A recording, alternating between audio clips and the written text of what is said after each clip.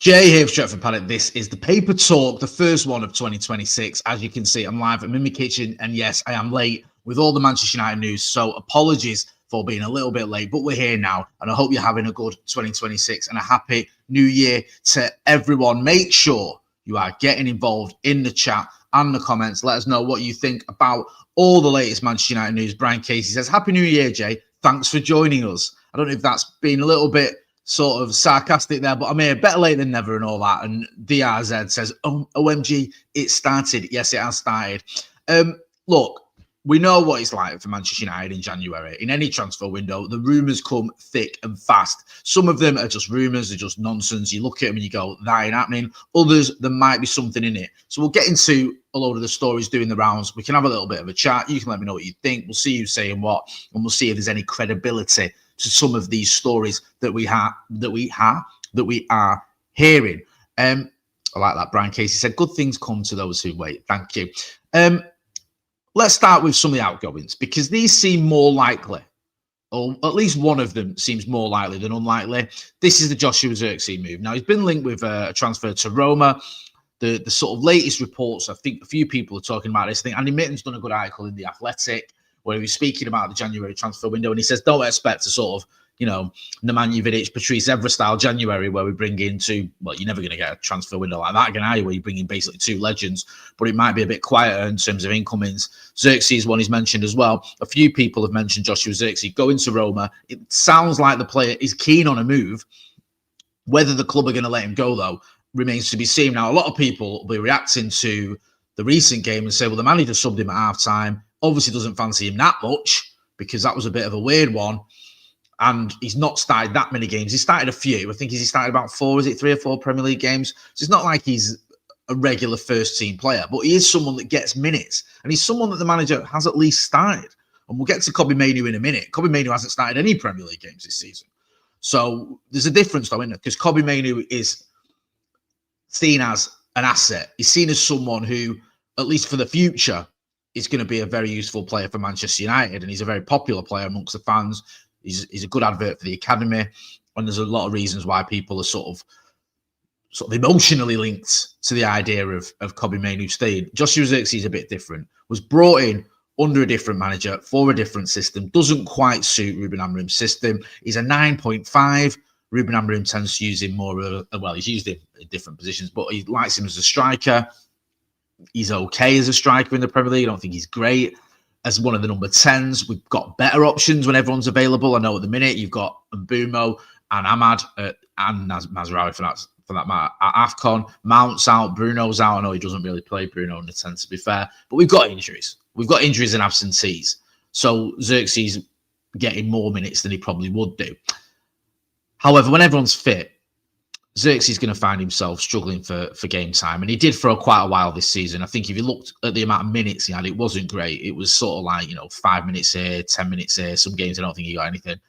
And then, excuse me, the Everton game, he had his first start in over 220 days, which tells its own story. Then obviously he started against Palace and scored against Palace.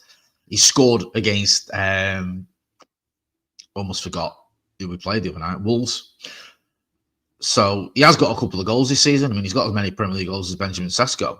But the level of his performances, the way he sort of works in the system, it doesn't look like the manager has, great desire to use him that much.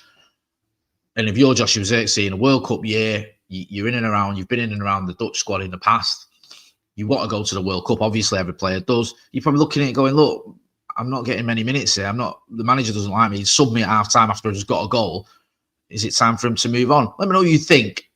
I mean, I like Zirkzee. I like, he's good on the ball. I just don't think he's a luxury we can afford at the minute. I think Joshua Zirkzee would be great as a different option if United were doing really well and were sort of in and around the sort of very top of the table, and you wanted something a bit different, mix it up a bit. Maybe, later stages of the game, you need someone who can keep hold of the ball quite well. It does offer you something different from Benjamin Sesko, from Matheus Cunha, from Bryan Mbeumo for that matter. But we're not in that position. We're in a position where we're 6th. We're trying to get into those Champions League spots. We need players that sometimes just look for the fight I hate when football boils down to the physical element, the sort of the fight, the desire. This almost, it's sort of like skill and talent at times feels like it becomes secondary, and it's just about a battle, and that does mean a little bit. But there are times when it is true, and I just don't know if Zirkzee is that type of player. Let me know what you think. I'm going to get into some of the comments, and then we'll get into some more stories doing the rounds. I hope you're all having a good New Year's Day, by the way. JC10 says Zirkzee is SHITJ. He'll never be great. He's not a fan. DRZ8532 says it may be possible to get improvements on Zirkzee and Ugarte levels in January. See, that's the question as well. If you're going to move him on, who do you bring in? That is a big sort of conundrum for Manchester United, because it's not easy getting strikers. It's not. It just isn't. It's not easy getting strikers in the best of times. Getting strikers in January is notoriously difficult. Now, you might go out and you might try and get a loanee in. You might just say, look, if we get rid of Zirkzee, if he goes out either on loan or on a permanent move. Now, I think Milton was mentioning this in his article in Athletic, that the club are more interested in a permanent move, I think, rather than, or an obligation to buy at least, rather than just a loan where you go out on loan, then you come back in the summer and nothing's changed. So you have to wait and see. So if you are going to do that, you probably need a backup. Cheeto, I think, was on the bench, was he, the other night? He's not featured at all for the first team this season. He did all right when he came into the first team last season. Didn't get any goals, obviously, but I thought his performances were decent. Is he ready yet? Probably not. Probably not even as a backup. And I think Finn from the Academy review was saying, look, don't be surprised if Cheeto gets minutes. Last season, he said that. And he was right. He did. But he came into a pretty dysfunctional Manchester United team. A Manchester United team near the bottom. You had Rasmus Højlund, whose confidence had gone. You had Alejandro Garnacho, who had certain problems going on where his attitude was being questioned. He wasn't finding his teammates. You had Marcus Rashford, who ended up going out on loan to Aston Villa because the manager more or less had enough of him. I mean, it was probably the worst environment any young striker at Manchester United can come into the first team for. It was a shambles. So I don't sort of criticise Cheeto too much for not getting amongst the goals, because it was a bit of a mess. And he was a kid. I think he was 17, was he, mate, when he made his debut? 17, 18. So he's a young lad. He's got a very bright future, I think. I don't expect him to feature much this season. I don't think he's necessarily the answer this season. I think we might have learned a lesson a little bit last season where it's like maybe we rushed him a bit too soon because of circumstances. I get it, because we were sort of threadbare. But are we going to make the same mistakes twice? So it's a weird one with Joshua Zirkzee. Now, you can look at it, you can go, look, you can let Joshua Zirkzee go. You've still got, after the AFCON, and Bumo, you've got Cunha. Both of them can play up front if you need them to. You've got Sesko. There's options there as striking options. And obviously in the 10, you've got loads of different options. You can move things around. You can switch things around. You can have Mount there. You can have Ahmad there if you wanted to, and have Delo as your right wing back or whatever, or Dorgu as your left wing back. You can even put Dorgu in one of the 10 roles, I think, if you wanted to. I think he likes getting forward. I mean, there's options there anyway. So it's more a case of, can you afford to let a striker go? Someone who can play as the 9, even though he calls himself the 9.5, sorry, without bringing someone else in. That is the big question. We believe in you, Sir Amorim, says Amir Fikri. He's very sort of pro Amorim. Welcome to my biggest and best in the world. Fire emoji. Could replace Zirkzee with a young striker at Napoli, says Ryan Veg Tech. Joey Bang says, do the impossible, throw the money out and go get Kane. We should have got Harry Kane a few years ago when he went to, we should have at least gone for it. And we didn't. We kind of gave up very quickly and went, oh, well, Daniel Levy is a tough negotiator. We might end up spending all summer trying to get him and then not end up getting him. So let's not bother. It was mental that we didn't at least try to sign Harry Kane when he's available. And we could have had 2 seasons he's been at Bayern now? Is it how long has he been at Bayern Munich? Whatever. It doesn't matter. We could have had him for a few years anyway, and he would have scored a load of goals for us. And we haven't had a striker who's been scoring loads of goals for us since we tried to sign Harry, or we didn't sign Harry Kane. So it would have made a lot of sense. But anyway, Ivan Toney in. Sesko backup, says Al's Barn. What's happening with Ivan Toney? Not heard much from him lately. I've said not heard much from him, like he's mate. He's not around me for ages. Would you take Kane now if he was available, Jay? So Skittles Z87, I think that is. I would, but I don't think we'd get him. I think the issue with Harry Kane now is United have this sort of wage structure where we don't want to throw loads of money at players like we have done in the past with the likes of Alexis Sanchez, the likes of David De Gea, the likes of Paul Pogba, were all on huge amounts of money. I think Marcus Rashford got a massive contract after he had that 30-goal season. And I think the club are trying to avoid that kind of thing now. Kane is what, 32, is he?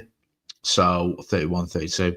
So are you going to throw the kind of money that Harry Kane would want at a player of that age?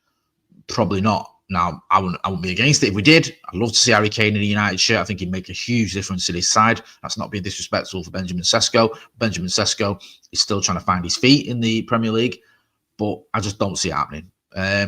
C. Ken at 991 says, we must get 6 points versus Leeds and Burnley before we play City and Arsenal. Yeah, we could really do with a win, couldn't we, at Ellen Road this weekend? I mean, it's been a bit of a tough few weeks for Manchester United. We had the great result, like I say, great result, wasn't a great performance, but the big result, I should say, against Newcastle. It was a great result. Winning against Newcastle is a great result. It is. The performance you can question, but the result you can't. However, I don't need to, open up all wounds. We know that it has been a tough watch on it over the last few weeks, especially at Old Trafford, and we need to kick on. We need to improve. Alexander King 79 says, why do I see Maresca rocking up as our new manager? Yeah, is he gone from Chelsea? And the last I saw, there was sort of talk of them not being happy with each other. Crisis talks. Oh, he's expected to leave today, says the Telegraph. So Enzo Maresca is expected to leave. Let's have a look. He said something, didn't he, the other day about one of his press conferences. It was ahead of the Bournemouth game or whatever. He sort of insinuated that he wasn't happy and that he wasn't happy with certain things about the club. Chelsea in 5th. I mean, Chelsea are an outlier with what they do. People might look and go, well, Chelsea are above us in the table and they just won 2 trophies with this manager and they're getting rid of him. But you can have that debate another time about Ruben Amorim's future. But in terms of what Chelsea do, Chelsea are an outlier. They do things completely different from everyone else. Now, it kind of works for them, to be fair. They've won a couple of Champions Leagues. They've won a load of titles. They haven't won a title for a while, but they have won titles. They've won trophies. They obviously won the Europa Conference League last season, if everyone gives a toss. The Club World Cup, again, if you care about that. But they got into Europe, got into Champions League, which everyone does care about. And they're in the Champions League spaces now, because 5th could be a Champions League spot. So it works for them. They always do the same thing. They give a manager a year, 2 years, maybe. If it starts going even a little bit south, they get rid of him. And they don't care what he's won. Thomas Tuchel had won a Champions League and he got sacked not long after that, I think, or a year after that. Roberto Di Matteo, I think, got sacked 3 months after winning a Champions League and an FA Cup. So they don't care. Don't care. Just what anyone but David Moyes. They don't care what you've won. They care about the here and now. And then what they'll do is they'll just go out and they'll get who is the best manager available right now. Forget long term, forget his system, forget his plans, forget any of that. Who is the best manager right now we can get? And they'll go and get him. It's what they did when they brought in Jose Mourinho. It's what they did when they got Thomas Tuchel. It's what they did when they brought in Antonio Conte. That's what they do. And it kind of works. So it looks like Enzo Maresca could be on his way out of Stamford Bridge. David Fletcher 19 says, we ain't signing anyone, sorry. That isn't the most ludicrous statement I've ever heard, to be honest with you. We'll talk a little bit about Kobbie Mainoo, and then we'll talk a bit more about potential incomings and whether there are any. Because the thing with Mainoo is he obviously isn't getting many games. He isn't getting many starts. He hasn't got any starts. He's had this injury at completely the wrong time. Not that there's a good time to get an injury, but right now he would be playing. Your guy's not exactly set the world alight. Casemiro missed the Villa game, but was back for the Newcastle game, I think. Am I getting that the right way around? I might forget. It all molds into one. Casemiro was suspended for a game. Bruno's been injured, a rarity. Bruno Fernandes injured. So Kobbie Mainoo right now would be getting probably starts for Manchester United. However, he's injured at the same time that all this is going on. So he's missed out. And that is a shame because we could end up in a situation where Kobbie Mainoo doesn't get any starts this season in the Premier League. It sounds unlikely, but we're halfway through the season, yeah, didn't it? So why not? Why wouldn't the second half of the season be the same as the first? Especially if Bruno Fernandes is available before Kobbie Mainoo or at the same time as Kobbie Mainoo. So it is a weird one. Now, the difference between, as I mentioned earlier, Kobbie Mainoo and Joshua Zirkzee is Kobbie Mainoo is very much seen as a poster boy of Manchester United for the future as well. Came through the academy, done really well. I think even the manager who's not been picking him said that he's the future of the club or whatever. So are United going to be willing to let him go? Probably not, at least not permanently. Could he let him go on a loan move? Maybe, but it's looking unlikely because at the minute, you've still got Bruno Fernandes out. Casemiro, I think he turns, is it 34 in February? He's also out of contract, I think, in the summer, Casemiro. So, I mean, obviously that doesn't affect this season in terms of, his contracts and stuff. But I just look at it and go, if Kobbie Mainoo's getting minutes, even though he's not getting starts, if you've got injury issues, you've got issues around the midfield anyway, are you going to let a midfielder go? I don't know if you are. Now, the counter argument is, well, for his development, he needs minutes and all the rest of it. And I get that argument. And I think players do need minutes at a young age, especially when they've played, was it 32 games or something in his first season, 30 odd in his second. And so far this season, he's had no Premier League starts. I understand the argument about he needs minutes, he needs to develop and all the rest of it. But if I'm Ruben Amorim, I'm looking at him going, there's a player that I can use. There's a player that will feature for me. Why would I want to let him go? Now, let's saw that maybe Kobbie Mainoo goes out and Ruben Neves comes in. That underwhelms me, to be honest. It does. I'm not a massive fan of Ruben Neves, and I don't like this idea of just get anyone. Just get anyone. Yeah, just get anyone. Yeah, he's a midfielder. We need a midfielder. He's played in Premier League. Just get him. I think that's a little bit risque. Let me know what you think. Adam Kenny says out of contract, signed Casemiro up for 5 years. Ryan Veg, Net, and Tech says if Kobbie was starting, we'd be saying he wasn't match fit. Happy days, says Akash K. Unbeaten in 2026. Jamie Cottingham says, Happy New Year, Jay. I hope if Amorim does go, we don't replace him with another 3 at the back coach. We improve overnight with any coach with 4 at the back. Is someone here, Art Vanderlei, in the chat? YouTube user 3408 says he's injured. He's looking for a conspiracy theory there, I believe. Is that with Kobbie Mainoo? I'm not so sure. So with Mainoo, we'll have to wait and see, is the honest answer. There's a lot of rumours in the Evening News. I've done a piece on it. There's mentions of it in the Athletic, but nothing concrete there. Napoli apparently are interested in him, but is the manager going to let him go? I don't think Kobbie Mainoo will end up going in January. Let's talk about another player that's sort of come on this transfer rumours at the minute. And this is RB Leipzig's Jan Diomande. Now, here's the sort of the short and long of it. The German side, it says here in the Guardian, won 87 million for the Ivorian teenager. Bayern Munich and Paris Saint-Germain are also keeping tabs on Diomande. Now, the reason he's been sort of thrown into the mix with United, not just to sell newspapers, but also this idea that we didn't get the winger we wanted in Antoine Semenyo, who's going to go to City. So we're looking at other wingers, and Diomande is the one we're looking at. Youngster, very, very highly regarded. He could come in and do a job for many years, and it sort of fits in this Ineos idea of buying him young. However, 87 million quid. It seems doubtful to me. It could happen. It seems unlikely. It certainly doesn't seem likely in January. And I think people are putting 2 and 2 together there in some of the newspapers and coming up with 12. Because is this all? Maybe United now missed out on Semenyo. We were going to get him in January. Why don't we go for Diomande? I don't think that's going to happen. To be honest with you, I'd be amazed if it did. Let me know what you think. Let me know if you think what you think about this lad. I don't know much about him, and I'm not going to sit here and pretend, oh yeah, I've always rated him. He's one of my favourites. I mean, he's obviously a very talented lad. The interest that he's got and the fact that he's valued at 87 million. I mean, that might be a little bit excessive. He's got 9 goal involvements in 14 games in the Bundesliga. Very good return. There's no denying that. But does that mean Manchester United are going to go out and get him now? Probably not. Maybe in the summer, he's one that we do look at. I wouldn't be surprised if we did go quite big in the summer. We're being linked out with Baleba. We're being linked with Wharton. We're being linked with Elliot Anderson. There's probably going to be some attackers coming in as well, at least one attacker. So maybe it is going to be your man, Diomande. Ryan Watson says, did I just join a live on time for the first time? I don't know, bro. Did you? Nice to have you aboard. Stephanie Griffith says, Jimmy Garner looks like a real player now. Eclipse Anderson the other day. I like Jimmy Garner. There's talk of us going in for him, isn't there? In the summer, because he's out of contract. Worth keeping an eye on that one. I wouldn't be surprised if something like that happened. It's rare that United get players back who've been at the club, but it has happened. and obviously if he's on a free, maybe that could be a plan B if we can't get Elliot Anderson, because there's talk of him going to Manchester City. If Carlos Balaba's form doesn't improve, or if Adam Wharton isn't the one that they fancy, they might look at James Garner, or it could be Wharton and Garner. I'm going to leave it there for now. Back tomorrow. We're going to have the news tomorrow. We're going to have, I think we've got Off the Bar.